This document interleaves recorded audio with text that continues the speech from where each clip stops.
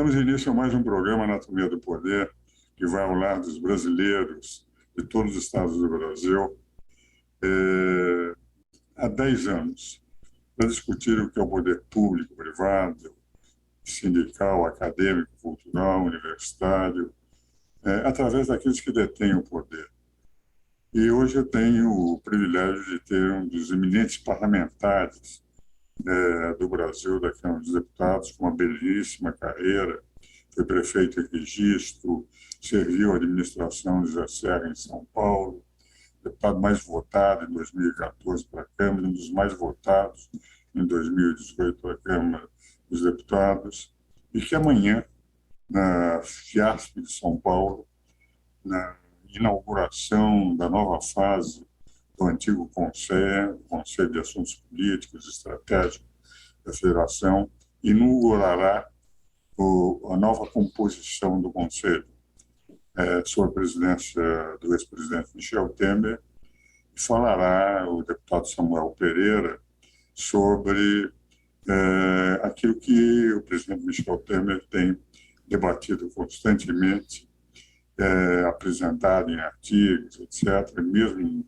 na época em que era presidente da República, o que ele denomina de semipresidencialismo, um parlamentarismo semelhante àquele francês e português. E como orador oficial amanhã será o deputado Samuel Moreira, ele fez a gentileza de comparecer ao nosso programa na Rede Vida para discutirmos exatamente esse tema. Deputado, uma grande alegria tê-lo aqui no nosso programa, de tal maneira que não só agradeço, mas já passo diretamente ao assunto. Qual é a sua posição sobre o semipresidencialismo do nosso comum amigo, presidente Michel Temer? Bom, primeiro lhe agradecer o convite e cumprimentar a todos que estão nos assistindo. Olha, nós vivemos um sistema presidencialista desde o início da República. Tivemos um intervalo pequeno, ali em 61, onde tivemos um espaço pequeno com o parlamentarismo. Mas nós vivemos tradicionalmente o presidencialismo, uma concentração de poderes, em um país gigantesco como o nosso, que é o Brasil. Não há nada parecido na América do Sul com o Brasil. Os países são bem menores. O Brasil é um gigante, um país que tem características regionais muito diferentes, um país bastante complexo. E o presidencialismo recai todas as responsabilidades sobre o presidente. E o que a gente percebe é que, depois da Constituição, nós também demos, a Constituição deu muita força ao parlamento. Então, o parlamento é muito forte, a Câmara de Deputados, tudo praticamente passa pela Câmara de Deputados, pelo Senado, e a gente percebe, inclusive, ultimamente, a força que o parlamento tem sobre o orçamento. Nós vivemos, na verdade, um país, um regime presidencialista, com orçamento parlamentarista, porque foram se criando emendas ao ponto do ano passado, mais da metade do orçamento foi capturado pela Câmara dos Deputados para emendas parlamentares, emendas secretas, emendas do relator, emendas impositivas, E vejam que mais da metade do orçamento de investimento hoje são distribuídos através de emendas pelos deputados. E nota-se que os deputados têm pouca responsabilidade sobre a execução do plano de governo. Quer dizer, o povo elege um presidente com uma proposta de governo e a Câmara de Deputados não tem praticamente responsabilidade nenhuma sobre a execução desse programa de governo. Cada deputado sai cuidando da sua vida, buscando emendas para as suas bases, e às vezes tem o dilema que o gasto público sendo muito aumentado gera inflação, e aí sobra para o presidente da República ter que responder sobre a inflação, enquanto que os deputados estão tocando suas vidas e aumentando gastos públicos. No fundo, você tem um regime presidencialista, mas você tem um orçamento parlamentarista. Então, nós precisamos criar responsabilidades sobre o parlamento. O senhor, que é um estudioso e uma pessoa que tem uma opinião muito forte com relação ao parlamentarismo. O parlamentarismo é um sistema onde o parlamento tem toda a responsabilidade, escolhe né, um primeiro-ministro que vai executar todo um programa de governo. Mas o Brasil tem uma tradição presidencialista, gosta de escolher o seu presidente, né? Então, o semipresidencialismo compõe essas virtudes do sistema presidencialista, a escolha de um presidente, mas compõe uma responsabilidade ao parlamento. O parlamento é obrigado a formar uma base de apoio mais transparente. O parlamento vai ter que, com essa maioria que, na verdade, avaliza o primeiro-ministro, veja que o primeiro-ministro no semipresidencialismo, ele é indicado pelo presidente da República, elege-se o presidente pelo voto universal, as pessoas vão votar, e ele indica um primeiro-ministro que vai cuidar da execução de um plano de governo. E esse primeiro-ministro tem que ser aprovado por esta base que o presidente terá na Câmara Federal e no Senado. Veja que essa base vai compor uma maioria sólida, vai referendar este primeiro-ministro, ou seja, vai ter uma responsabilidade junto com o presidente da República de executar esse plano de governo. Veja que o presidente não pode se eximir da responsabilidade da execução do plano de governo porque o presidente indica o primeiro-ministro, quer dizer, ele não pode se ausentar dessa responsabilidade, mas, ao mesmo tempo, a Câmara também, esta maioria que vai participar do governo, esta coalizão de maioria vai indicar ministros no Conselho de Ministros, mas vai ter a responsabilidade sobre a inflação, sobre o desemprego, ou seja, o deputado que participar do governo, quando for às suas bases, será cobrado pelo povo, né, sobre o desempenho do primeiro-ministro que ele referendou. Então, o semipresidencialismo compõe essas virtudes, né, do presidencialismo e do parlamentarismo. Deputado, um dado interessante, por exemplo, no semipresidencialismo, o semiparlamentarismo português e francês, Desperrat escreveu um livro mostrando as democracias mais estáveis do mundo, sem nenhuma ruptura desde a Segunda Guerra Mundial. 19 eram parlamentaristas, só os Estados Unidos presidencialista. É um professor da Universidade Yale, no livro Democracy. Mas o dado interessante é o seguinte: no semi-parlamentarismo francês e português, nós temos todos os ministérios de governo pertencem ao primeiro-ministro.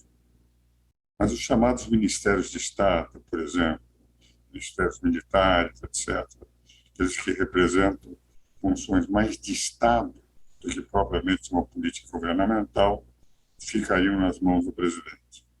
O semipresidencialismo apresentado pelo presidente Michel Temer, pelo senhor, essa também divisão de alguns ministérios ficarem na competência do presidente e outras na competência do primeiro-ministro, conforme seja áreas de governo ou áreas de Estado, ou tudo ficará nas mãos do primeiro-ministro?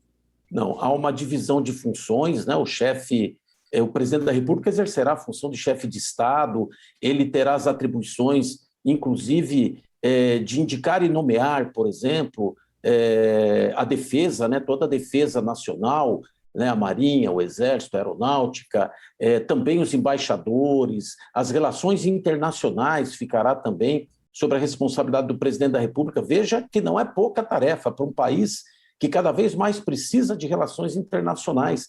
Terá uma tarefa muito árdua, muito trabalho terá o presidente da República, além de nomear também, de indicar, né, lógico, tem que ser aprovado pelo Senado, como já é hoje, os ministros do Supremo, né, mesmo o chefe do Ministério Público, e o presidente terá mais, ele terá direito a veto aos projetos, né, que serão aprovados pela Câmara, ele vai ter o direito a veto, ele tem uma série de atribuições muito fortes como presidente da República, além de ter a responsabilidade de ter indicado o primeiro-ministro. E veja que no nosso sistema, o primeiro-ministro ele indicará os ministros de Estado, mas a nomeação é feita pelo presidente da República.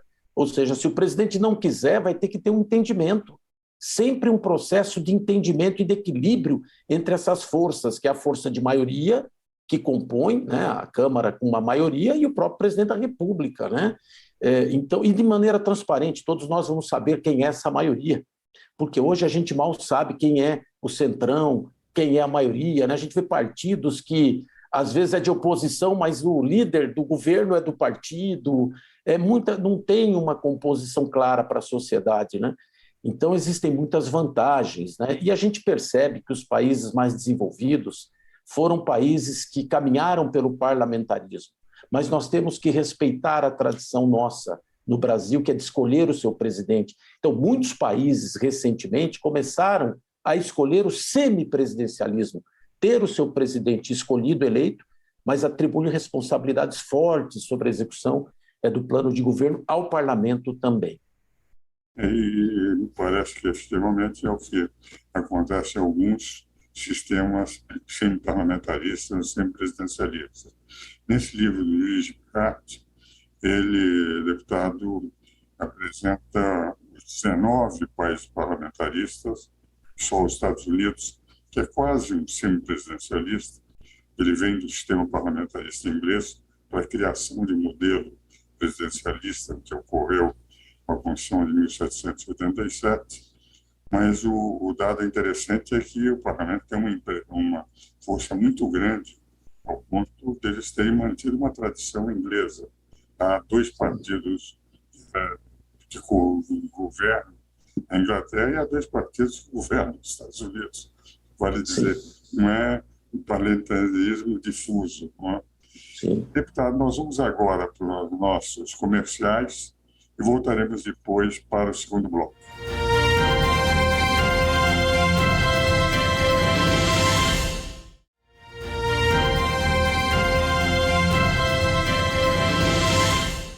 Damos continuidade ao programa Anatomia do Poder, que há mais de 10 anos vai aos lares dos brasileiros de todos os estados do Brasil, inclusive do Distrito Federal.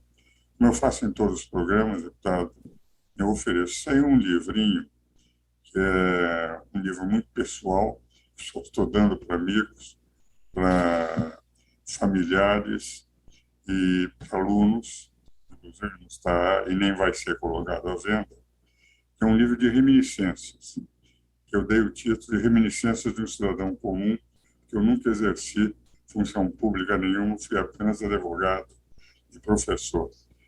É esse daqui que eu vou lhe mandar, mas não vou lhe mandar. Amanhã eu vou lhe entregar lhe agradeço. A sua palestra. Muito obrigado. Nós vamos continuar a conversar sobre parlamentarismo. Vou lembrar algo, eu gostaria também de ouvir sua opinião dentro desse tema.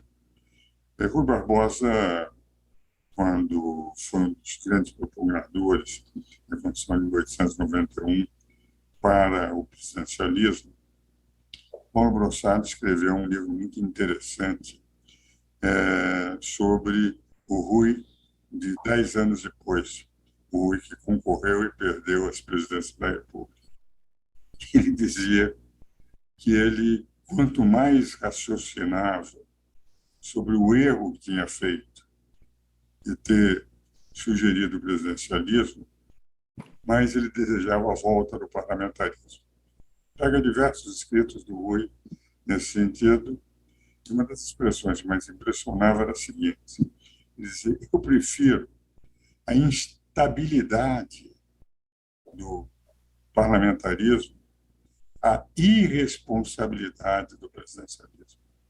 E, de rigor, como Pila dizia, o presidencialismo é o sistema da irresponsabilidade a prazo certo. Um país, como o senhor disse, a dimensão continental do Brasil, um homem só define o que ele quiser, tudo gira em torno dele. Então, é um sistema da irresponsabilidade a prazo certo, que se ele for muito mal, só um caminho para afastá-lo, se houver as hipóteses do artigo 85, que é o impeachment. E dizia o Pila, que era presidente do Partido Libertador, que o parlamentarismo é o sistema da responsabilidade a prazo incerto. Eleito irresponsável, a própria sociedade pressiona, de forma não traumática, o primeiro-ministro a substituir. Nesse livro do Luiz Bucati, foi um livro do deputado Ulisses Guimarães, quando presidia a Constituinte, assistiu palestras minhas do parlamentarismo, ele me pediu até o livro emprestado, Democracia, que ele se tornou um parlamentarista defender o parlamentarismo e até a comissão de sistematização. Nós iríamos ter o sistema parlamentar aqui no Brasil, se não fosse o centrão Roberto Cardoso Alves. Dizia, no Digipart, quando ele apresentava o livro, ele mostrava o seguinte, que todos os países parlamentaristas, os partidos políticos se tornam partidos, primeiro, número pequeno, pelo próprio sistema, Sim. e partidos ideológicos, que têm programas cada um diferente do outro. Que no presidencialismo isso não acontece.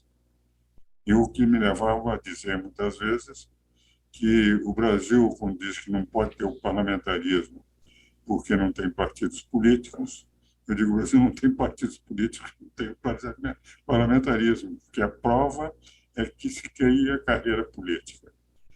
Dentro do sistema que os senhores estão defendendo, o presidente Michel Temer, tenho conversado com ele, meu amigo há 40 anos, antes de ele entrar na vida política, nós éramos professores de direito constitucional das mesmas academias, e eu tenho uma admiração muito grande por ele. Discutindo sobre o tema, eu estou convencido que essa tese que os senhores estão defendendo é a melhor tese para podermos sair dessas indefinições absolutas, dessa impossibilidade de termos um sistema político estável no Brasil. Sim, sim. Então, a posição, modelo dos senhores, a queda, por exemplo, de um primeiro-ministro, seria o sistema clássico de um voto de desconfiança? Isso. Exatamente, o sistema clássico. A diferença entre o impeachment para os nossos exata. votos de confiança, para mostrar Exatamente. que uma nação não fica em suspense durante todo um período, como aconteceu nos 2 impeachments que tivemos. Não? Exatamente. A nossa PEC, a nossa proposta de emenda à Constituição, a proposta que eu apresentei, ela trabalha exatamente essa questão de você, nas crises, poder ter soluções rápidas, né? Um primeiro-ministro, por exemplo, que perde a confiança do parlamento ou do próprio presidente, né? Ele pode ser retirado e substituído em 48 horas. Né? Inclusive, nós estabelecemos uma regra em que você só pode votar, aprovar um voto de desconfiança, né, derrubar um primeiro-ministro, na medida em que, inclusive, a gente já tenha outro para não ficar um vazio, né, na governabilidade, na execução do programa de governo. É de uma rapidez que você toma as atitudes muito diferente do processo de impeachment. Né? Processo de impeachment, além de longo, traumático, demorado, agora até estão procurando fazer uma revisão, tem uma comissão estudando a revisão da lei de impeachment. Além disso, tem os pedidos de impeachment que geram instabilidade. Veja que eu tenho aqui, só para o senhor ter uma ideia, o presidente Fernando Henrique teve 24 pedidos de impeachment, o Lula 37 pedidos de impeachment, a Dilma teve 68 pedidos de impeachment, o presidente Temer, que ficou tão pouco tempo, mas mesmo assim teve 31 pedidos de impeachment, e o Bolsonaro mais de 130. Ou seja, olha a instabilidade dos pedidos. Agora, imagina se abre-se um processo, né? Tanto é que dos 4 últimos presidentes, sem contar o Bolsonaro, só 2 concluíram os seus mandatos, né? Porque 2 sofreram o processo de impeachment. Fora o tempo de 1 ano para se concluir um processo de impeachment, 10 meses, é um trauma para o país, inclusive é uma paralisação do crescimento econômico, né? O país para, não há investimentos. Então, a estabilidade gerada pela nossa proposta, ela é bem melhor. E nós sabemos que o parlamentarismo tem funcionado melhor nos países mais desenvolvidos.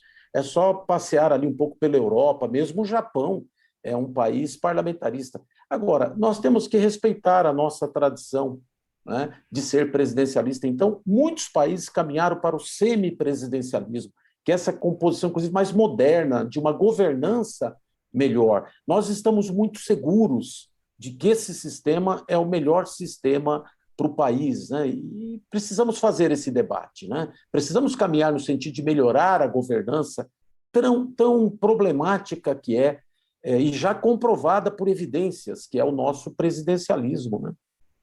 Deputado, e nos seus contatos, o senhor autor da PEC, da proposta de emenda constitucional, do projeto de emenda constitucional, nos seus contatos com os demais parlamentares, qual é a reação que o senhor está sentindo? Olha, na verdade, acho que a PEC iria solucionar N problemas na nação.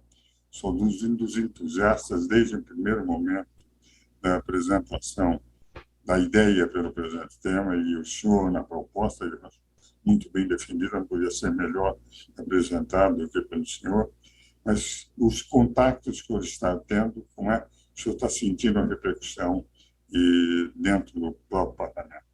Olha, quando há o diálogo e o debate sobre o assunto, um assunto que é relativamente, o sistema, relativamente pouco conhecido, né? Mas quando há o debate, as pessoas ficam admiradas, elas gostam. É lógico que haverão ajustes, mas elas gostam muito do semipresidencialismo. E mesmo nos debates que a gente faz com a sociedade civil, elas compreendem. Então, há necessidade de debater o assunto. As pessoas vão conhecendo e vão sentindo a necessidade de melhorar a governança do país. Veja que nós continuaremos tendo um presidente da República eleito pelo sufrágio universal do voto, ou seja, com toda a legitimidade, ele indicará o primeiro-ministro. O que nós vamos fazer? Como o presidente já indica hoje um ministro da Casa Civil, indica quem ele quiser, mas o que nós vamos fazer é dar responsabilidade ao Congresso Nacional sobre o plano de governo. O Congresso não pode ficar desconectado da necessidade de um plano e um programa ao qual o presidente é eleito. Quer dizer, o presidente é eleito para executar um programa e os deputados estão cuidando da vida deles, individualmente, sem nenhuma responsabilidade com aquele programa de governo. E aí começam, inclusive, a dificultar o andamento e de maneira voluntariosa, não é de maldade, é que eles estão procurando dinheiro para suas bases, estão procurando recursos para suas emendas e acabam buscando recursos e tirando os recursos do próprio plano de governo que foi eleito o presidente da República pelo povo. Né? Vejam os investimentos cada vez. Então, nós precisamos dar responsabilidade à Câmara Federal. Olha, deputado, eu considero que a proposta vale a pena ser debatida. Vou tomar liberdade no conselho que eu presido, Conselho Superior de Direito, há 33 anos. Lá temos ex-presidentes da República, o próprio presidente Michel Temer, nosso conselheiro, ministros da Suprema Corte. Hoje, por exemplo, tivemos a reunião, uma exposição do ministro Francisco Rezec, que é nosso conselheiro, sobre a guerra da Rússia contra a Ucrânia. Eu vou tomar liberdade de convidá-lo para uma reunião nossa nesses próximos meses, aquele que for possível, ele manda o calendário, porque lá, e o livro que eu lhe mandei sobre o parlamentarismo foi de um congresso que nós fizemos sobre o parlamentarismo. Todos são favoráveis ao parlamentarismo. Então, ninguém melhor para debater com professores das principais universidades de São Paulo e do Brasil o tema. Felizmente, deputado, o tempo é um inimigo. Gostaria de ficar conversando indefinidamente com o senhor, mas nosso programa, infelizmente, de apenas meia hora. Quero lhe agradecer muito a sua presença no programa e amanhã estarei lá no auditório ouvindo com toda atenção a sua exposição na Fiesp. Muito obrigado e, senhores telespectadores, espero-os novamente no próximo domingo.